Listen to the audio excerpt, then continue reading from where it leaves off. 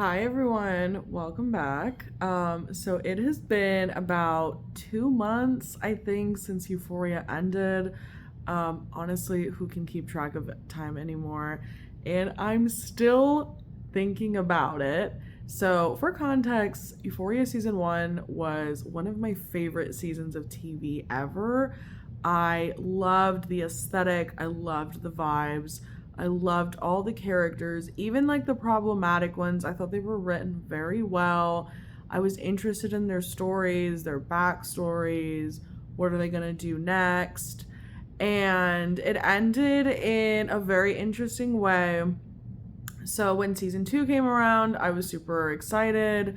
And season two was not as good as season one, but I still enjoyed it. There were problems, but to me, it wasn't as big of a red flag as everyone was making it out to be. Everyone was like, oh my God, the show is like going downhill. It's horrible. And I was like, guys, come on, it's not that bad.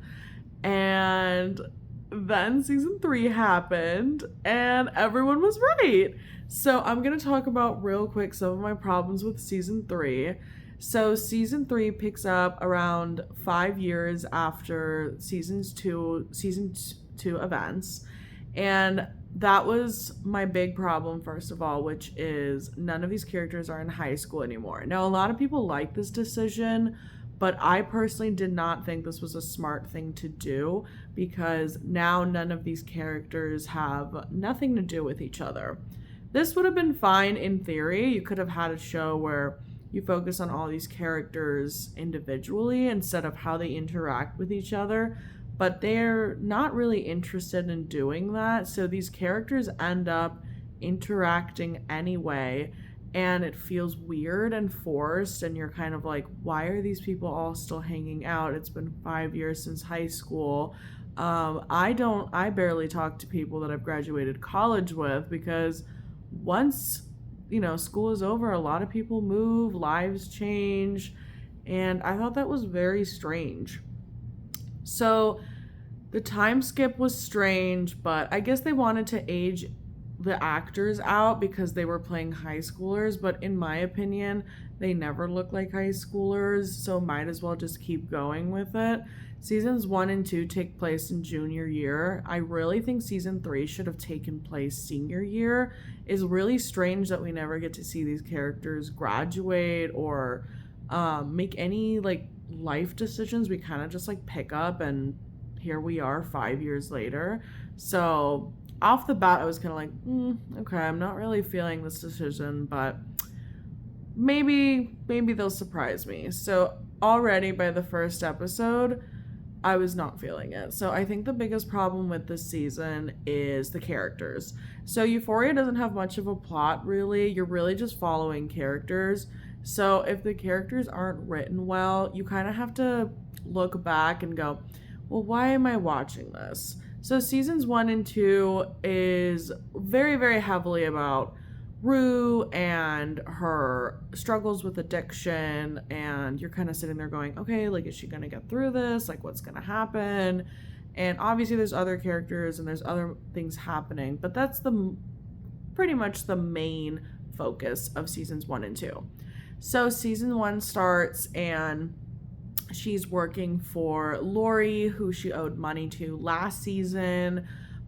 Fine, I guess, but the entire episode feels like this weird, like, how can we waste time? It's like Rue finds a family and discovers God, and her car is not working, and she's on the run, and it's like, to me, it just felt like such a time waster. Like, nothing interesting was happening. And in theory, her finding religion could have been a really interesting arc. It could have been like, oh, I've been an addict for all these years. I don't really know what to live for. Let me become religious. But it's not done in any interesting way. It's more just like, I think I should be religious. And Ollie is kind of like, okay, it's not interesting. She doesn't have any like battle or goals, so she's kind of just like wasting time in that first episode, and no one felt like their characters from seasons one and two. Now granted, everyone was arguing that, well, it's been 5 years, people change. I agree with this. However, it's not written in a way where you can buy that. It's not written in a way where it's like, hey, it's been 5 years, characters grow and change. I've read tons of stories and watched tons of stories where you pick up with characters years later and they feel different. They've aged, they've grown, but they are still those characters at their core. This to me was not what was happening in season 3. So let's start with probably the biggest offender, which was Jacob Elordi's Nate Jacobs. So Nate Jacobs was my favorite character in seasons 1 and 2. He was very complex. He struggles with his sexuality. He lives in a very like patriarchal household. His dad is very kind of like, I wouldn't say abusive, but he's very like domineering. He's always like, hey, you got to be good at football. He's just like very masculine. And he struggles with his sexuality, both his dad and Nate Jacobs. And he's attracted to Jules, who's a trans character. And he's just going through a lot in seasons 1 and 2. And he is the villain, no doubt about it. But he's written in a way that's very interesting. And in season 3, this is completely gone. Not only do they never mention his sexuality in season 3, which I found completely absurd, there is not a single part of his character from 1 and 2 that gets mentioned in the slightest. So in seasons 1 and 2, he's a very angry character. He commits domestic violence against Maddie a couple of times. He chokes her out. He holds her at gunpoint. And this is not there in season 3. And there were jokes online. People were saying, oh, Nate's been lobotomized. He's been neutered. And I found that funny. And I think we were all, as a fandom, kind of waiting for him to snap. Like, okay, it's been 5 years. He's calmed down. But he's going to snap, right? And this never happened. The entire season, he is legitimately getting beat up. He owes money to people. This is such a boring storyline. It has nothing to do with anything from seasons 1 and 2. He's not struggling internally at all. He's just, I owe money. He gets beat up. And that's it. So all of the complex issues that he had in seasons 1 and 2, they're gone. His dad shows up. Now, granted, Eric Dane, as we all know, was struggling with his disease and maybe couldn't film too much, but you don't need to have him in there to have Nate Jacobs struggle with his character. I mean, his dad was arrested in the last season for underage, like sleeping with underage boys. Like, I feel like that would like impact you. And he doesn't talk about it. There's no conversation at all. It's like, well, is that why he is so chill now? Is it because like he has a better relationship with his dad? Does he have a better relationship with his dad? They have one conversation where he says, hey dad, by the way, you are gay, and his dad is denying it. It's kind of weird, and that's kind of it. So like, what's their dynamic now? I don't know. It's so bizarre. It's so strange. So that's Nate's character. Spoiler alert if you don't know what happens to him, but he ends up being buried in a coffin alive. So stupid. And then a snake bites him. That's it. It has nothing to do with any of his actions. Again, the whole season, he just gets beat up. That's it. He has no character. He has no motivation other than, I need money. That's it. So he just dies. It's super anticlimactic. It's kind of insane. Like, I wasn't against Nate Jacobs dying. He's like a horrible person, but it's so strange when a villain dies who you're like rooting to die, but they die in such an anticlimactic and really like, I don't know, like out of character way that you're going, okay, like what was the point of that? It's so bizarre. So I think second biggest character assassination, I think, is a tie between Lexi and Cassie. So Cassie in season 1 was presented as this girl who is sexualized quite often by other people. So she sexualizes herself. And I found her to be a very interesting character. Like in season 1, she's dating McKay. and she's constantly trying to have sex with him because she thinks that's all, her value is tied up in that. And then there is a point where McKay's like, hey, like, I just want to have a conversation. You don't have to, give me a blowjob. Like, we can just have a conversation and talk. So a lot of her identity is like tied around how can she provide sexual services to men. And in season 2, she becomes a worse character, which I thought was interesting and I think did make sense. I think a lot of people thought maybe in season 2 she had character assassination, but I kind of disagree with that. I feel like at the end of season 1, she has an abortion, and to me, season 2 is kind of her crashing out. She sleeps with Nate, who was dating her best friend, Maddie, and that's kind of a big reveal later on. And I mean, it's character regression, but I felt like it made sense. In season 3, she might be the dumbest person alive. She has nothing to do other than take weird, pervy OnlyFans pictures and videos. And here's the thing, the show has dealt with sex work before, like Kat in season 1 was doing sex work, and the show was kind of trying to tell us, like, hey, like, if all of your self-esteem is tied up in what guy is paying you to give him a sexual favor, then, you probably need to work on your self-esteem issues. So again, Kat and Cassie have kind of like a very similar arcs in season 1, where Kat kind of, again, thinks all of her attractiveness is tied up in what sexual favors can she perform. I would say Ethan, who she has like a little bit of a relationship with, is much better than McKay, because McKay actually asks for those favors, whereas Ethan is like, no, I genuinely do just like you for you. And Kat kind of realizes, okay, maybe I need to work on myself. Cassie in this season does none of that. She just takes there's montages of her filming videos and taking pictures, and you're kind of sitting there watching this going like, why am I watching this? What's the point? And where does that end up going? Oh, she ends up getting a spot on a TV show. Okay. And then nothing happens. Like, nothing happens. This whole season, to me, it felt like nothing happened. Things are introduced and they are quickly just discarded.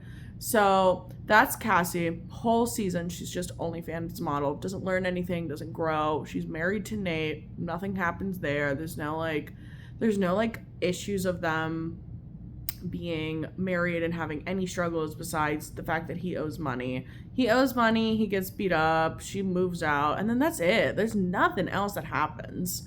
Jules, oh my god, poor Jules. Jules was my favorite character in seasons 1 and 2. I loved her spin-off episode. I thought it was fantastic. Apparently Hunter Schafer wrote it. Oh my god, put Hunter Schafer back in the writer's room, because my girl was struggling. Similar to Cassie, she has literally nothing to do other than be a sugar baby. That is it. She has nothing else to do. She contributes nothing to the plot. Genuinely, you could have written her out, nothing would have changed. Then again, I could say that about pretty much the entire cast. But she does nothing this season. Rue visits her a couple of times. Their last interaction is Jules slapping Rue, and then she hears about Rue dying, spoiler alert, and she kind of looks sad, and you see her with an ugly ass painting of Rue in the background, and that's it. It's crazy to me that they never followed up on any of the threads from seasons 1 and 2 regarding her and Nate. So her and Nate had a very strange relationship in season 1. He was catfishing her, but also genuinely did seem to like her. And there's a great moment. Now, the only episode this season that I enjoyed was the wedding episode. I thought it was funny. I thought it was the only episode that felt like Euphoria. All the characters were reunited. It was the only episode that felt like, oh, yes, I'm watching the old show again. And there is a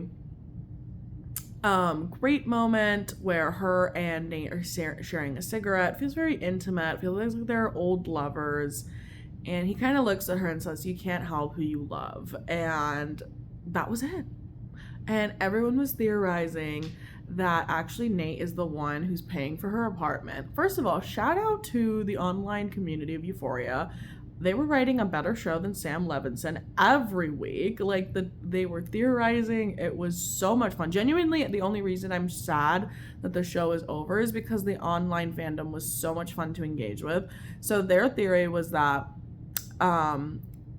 Jules's apartment was paid for by Nate because he felt bad for basically blackmailing her in seasons 1 and 2, and that's why he's in so much debt. That did not end up being true, unfortunately. It would have been awesome, but no, it's just some guy. So that was not the case at all, which was so unfortunate. Would have been such a great twist. Didn't happen. But yeah, so Jules has just like nothing to do. There's this weird story arc where Lexi, who works on a TV show, is like, hey, so like I need someone to paint a painting for this like network show. And then Jules paints like a painting with like everyone has their dicks out. It was so weird. And then like Lexi gets in trouble for this. And that's it. That's it. Nothing else happens. Like, it's so bizarre. Like Lexi doesn't like lose her job. There's really no consequences from this. It's so strange. Like, why even write this in? I guess to give Jules something to do, but it makes her come off like so bad. I feel like the writer, like Sam Levinson, like hated Jules this season. I was like, what did she do to you? Like, why are y'all hating on her so much? Lexi's also kind of a huge bitch. Honestly, I feel like Lexi post season 1 kind of got character assassinated. In season 2, she wrote that play that like calls everybody out, which I felt someone was kind of out of character for her. It felt like a really weird and bitchy thing to do, especially like when she was calling out her own sister. But it's fine, whatever. But in season 3, she's like actively like kind of like a huge bitch. She's like constantly judging everyone. She's constantly like, you're an idiot. Like, shut the fuck up. And I'm like, I get it. Like, these characters are kind of insane, but she was being so judgmental of Rue when Rue was like, hey, like, I think I'm a Christian now. And I'm like, and she was like, what the fuck is wrong with you? Like, it's crazy. I'm like, your friend almost died multiple times from her addiction. And like, she's just finding God. Like, she's not like she was joining like a crazy, like, you know, Scientology cult or something. And she was so judgmental. It was so bizarre. I don't know. So those are like all the recurring characters that to me got like character assassinated. There's a bunch of new characters that are literally nothing to write home about. My favorite character was Bishop, genuinely just because he had like kind of his face, like he would always look like he was planning something. And then there's the main guy. I kid you not, I forgot the main villain's name. I've been trying to rack my brain I'm like, I don't want to look it up. I just want to remember it. I don't remember his name. I'm like trying to sit there and remember, like, what's his name? Like the main villain, the guy that don't remember. But because they were just so forgettable. All the new characters I found super forgettable. They all felt like caricatures of Quentin Tarantino characters. It really felt like Sam Levinson wanted to make a kind of drug western, like, you know, shootout kind of movie. And they didn't give him the budget. And he was like, well, I'll just use it on Euphoria, I guess. Let me just do whatever. So the main villain, again, don't remember his name. I actually cannot remember his name. But the main villain is just the most boring character. He has very generic mafia gang dialogue, nothing interesting. The only reason I liked Bishop was because you never really knew what he was thinking. He was an interesting character. And then there was all these theories that Bishop was actually the leader of like the gangs and all that. And I was like, oh, that's cool. Again, the theories were better than the show. It was legitimately better than the show. And it's kind of the only reason I kept tuning in. I'm genuinely shocked I didn't drop it. I kind of love hate watching stuff, but sometimes it gets to the point where I'm like, I can't do this anymore. But I was like tuning in every Sunday. I was hate watching the crap out of this season. But yeah, the plot of this season, again, what plot? They try to introduce like Rue being an undercover like DEA agent. That goes nowhere. Like nothing goes anywhere. And I think the biggest kind of fuck you was like Rue dying. So spoiler alert, Rue dies. Oh, Alamo. His name is Alamo. Oh my god, it just came to me. Okay. So Alamo, the main villain, gives her like a laced pill, which is kind of the lamest way for her to die. So I've always said, and I feel like especially in this kind of show, I'm not really, I don't know, I'm not interested in characters when they don't go out on their own terms. Now, sometimes, obviously, you need to have a character, like, die tragically and, maybe they get shot, maybe this, maybe that. But for me, Rue not dying on her own terms really just, like, feels like a slap in the face of the show. Like, if Rue had relapsed and overdosed, I feel like a lot of us would have been like, okay, like, we get it. But to me, it just felt like, oh, she got tricked into taking a pill. God, that is so lame. It's so cheap. It's just such a disservice to her as a character who's gone through so much over these past 2 years.